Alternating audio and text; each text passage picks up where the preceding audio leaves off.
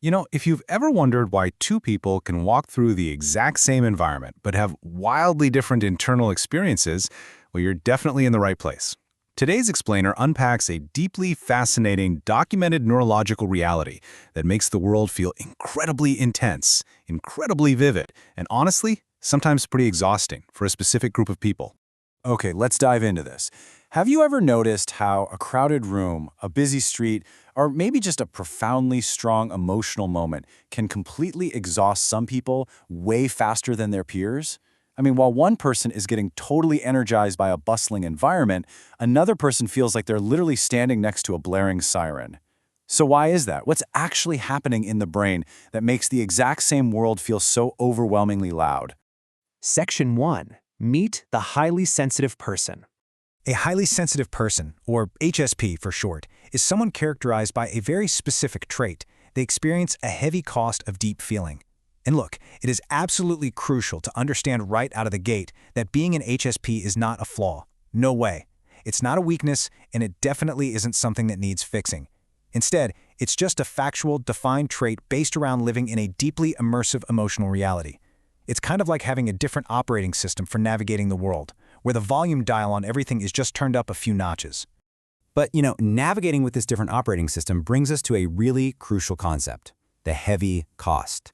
We've got to validate the HSP experience here, because this deep feeling inherently carries a massive toll on a person's energy reserves. When you're deeply immersed in your environment and in the feelings of everyone around you, you are spending a ton of internal resources. This isn't just someone being dramatic, right? It's a logical, completely unavoidable reality of how they interact with their surroundings. If your brain is literally doing more work to process the world, well, it's gonna cost you more energy. It's basically just physics applied to human neurology.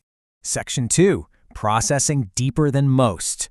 And comparing these two styles brilliantly illustrates the difference. With typical processing, you take in environmental data at a standard baseline level. You see a flashing light, you register it, and you move on. But HSP processing? That means experiencing that exact same flashing light on a much deeper level. Because of the complex, magnified way HSPs experience their environment, they aren't just seeing the light. Their brain is analyzing its rhythm, feeling the starkness of the contrast, and maybe even absorbing the overall stress of the environment it's in. Now, what's really interesting about our source material is this specific phrase: an HSP will process both emotional and sensory information more deeply than others. I mean, just think for a second about the sheer volume of data the HSP mind has to handle every single second based on that idea alone. They aren't just skimming the surface level details. Their mental processor is pulling absolutely everything down to its deepest roots, analyzing every single nuance. So let's break that down into two distinct areas of intense processing. First up, emotional information. This means picking up on tiny micro-expressions, feeling the unspoken tension hanging in a room, or just deeply internalizing a friend's sadness. Second, we have sensory information. We're talking about the bright fluorescent lights, the scratchy fabric of a shirt, or that humming of the refrigerator that literally no one else seems to hear. When you combine those two, you really start to see the exhausting, dual-layered intensity the HSP brain is constantly navigating. It is just a continuous flood of data. Section 3. The necessity of quiet time. Let's see how this naturally builds. It all starts with that deep processing of sensory and emotional info we just talked about, and that inevitably leads to overstimulation. The system simply gets overloaded, which strictly requires quiet time to restore mental energy. It's a physical, undeniable cause and effect loop.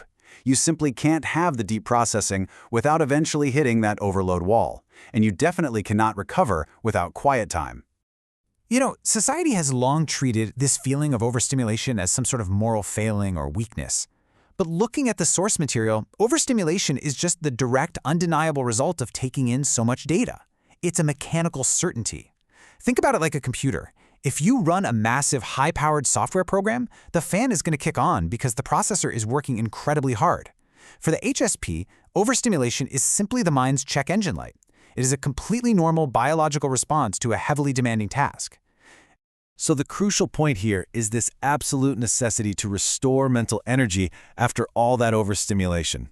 Quiet time for a highly sensitive person is never just a luxury. It's not just a nice-to-have bubble bath at the end of a long week. It is a strict biological necessity required to recover from that heavy processing cost. Without the quiet to balance out the loud, their internal battery remains dangerously depleted. Which leaves us with this final thought. How would our society change if we actually accommodated this need to restore mental energy, instead of just constantly pushing for more? If we fundamentally understood the heavy cost of deep feeling, maybe we'd stop demanding that everyone operate at the exact same frequency. Maybe we'd start valuing the quiet restoration that allows deep processors to truly thrive. Think about that for sure the next time you or someone you care about needs to just step away and find some silence.